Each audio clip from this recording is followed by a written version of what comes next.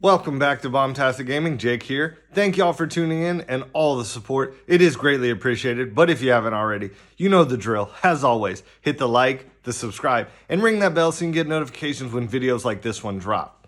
So before I get into this video, I just hope that y'all have a wonderful and safe New Year's, and I hope y'all had a great Christmas.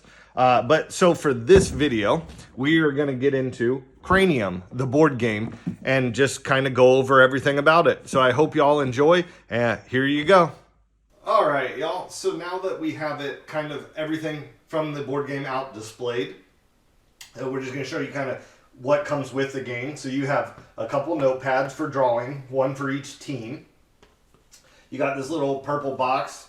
It's like Play-Doh kind of, or clay they called it for this game, but it's similar to like that. You get 4 colors pieces, these little plastic pieces that represent each team. You get a little like sand timer, a die representing the colors you can move, and cards that represent activities. So the game is designed to be played in 2 teams or up to 4 teams with multiple players. There's no real size requirement to the team. Like, so you could have, as long as there's like 2 to 4 teams, you can split it up any number of players because they all will partake in the game. It doesn't matter, and I'll show you what I mean. Now there are also 3 setups to the board. It changes. So this is the smallest, quickest game that they estimate. It's about 30 minutes. And also, it comes with this, like, this is how simple this game kind of really is instruction sheet. So you can set the board up like this, or on the other side, we'll flip it over and it opens. So you can play this way and you start and make it around, or you can even continue and open it up and start this way. So how you start, once your teams are set up, you would put all these pieces up here at the start. You can decide however you want the teams to go. The rules in here say it's the team with the player that has the closest birthday coming up. So what happens is there are a green, blue, yellow, and red little faces here. So they specify, once you're here, which activity you will partake in, like the cards. They represent the faces. There are these cranium spaces and purple faces. They allow the team to choose any of the 4 that you want to pick from. So what happens when you start the game is whatever team goes first. When you're on, like I said, the cranium space or the purple, you can pick. So what happens is, say you want to pick a color, well, we pick green for the first team. Even if it's blue, the blue team, they can pick this color. So what happens is the team to the right of them will draw this card and read the colored section out loud. So let's see. So it would be something like this, where this card says, to win this cameo, choose a performer from your team who can get you to guess the answer on the back of this card by acting out silent clues, just like charades. I'll read the hint aloud, pass a card to the performer, and then start the timer. So the hint on the card says activity. Let's see, get it, see? So then what would happen is that you pick a performer. That performer then would flip this over, and on the back side here, you can see what it says. Oh, let me turn it upside down, or right side up so you can see. So a water balloon fight. So basically what would happen is then the team, so you can read that, then the team flips the timer over. You have until the timer goes to act it out. And then if you get it correct, what would happen is the team that wins, they roll the dice. So it's got, on each side, it's like a D10, and it's got a color of each. So there's a red, yellow, blue, green, and purple. And then same on the other side. So you just roll it. So like that, it's hard to see from that far up, but I rolled a purple. So we'll zoom in a little more. So I'd roll a purple, right? So then say the blue team went, they would move to the next purple space, which is the cranium.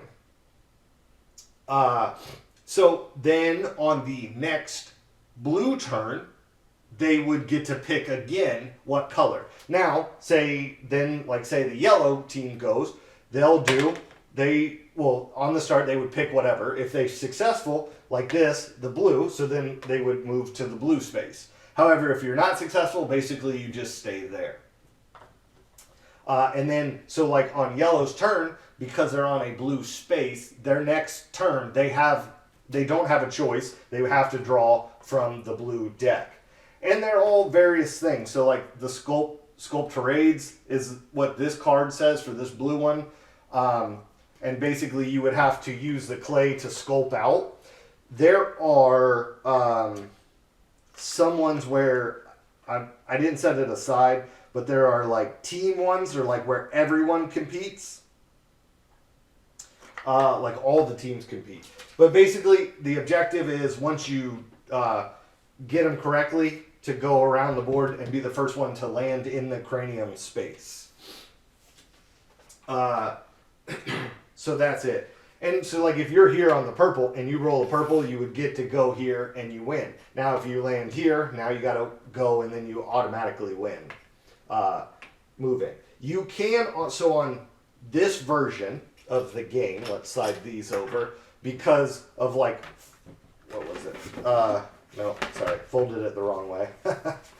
So here, there is no shortcuts, right? So you're just going around. But as you see here, what happens is there are these quick spaces. So they allow you to basically short jump from space to space. In order to use them, let's see what it says again. I forget the fast track.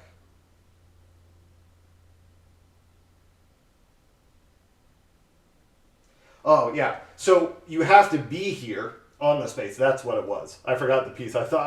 You have to be here on this, then get it correct, then you can choose the fast track. If you're not here, you can't, or if you're not successful when you're here on your next one, you then have to go around again. That's what it was. So you have to be here and be successful on the first attempt. Then you can use the fast track. If not, well, then you got to go around, which, can or cannot help. It just depends. And that basically contains Cranium. And like I said, it's a team player. They have all kinds of different events. Some of them are, like the red are more trivia based type of like questions. Blue and green, they have like, there's like the charades, there's sculpting, there's drawing. I'm trying to... Yeah, so there's a word and you have to work together, so like spelling it backwards correctly. So there's just a bunch of different types of trivia styled events that you can do for Cranium. Well, I hope y'all enjoyed this video, and don't forget to check out the board game. You can find it just about everywhere. It's a fun game. The more people you have, it definitely makes the game a lot more entertaining, for sure. But I hope y'all enjoyed this video. Stay tuned for more content like this, and until next time, y'all have a blessed one. Thank you.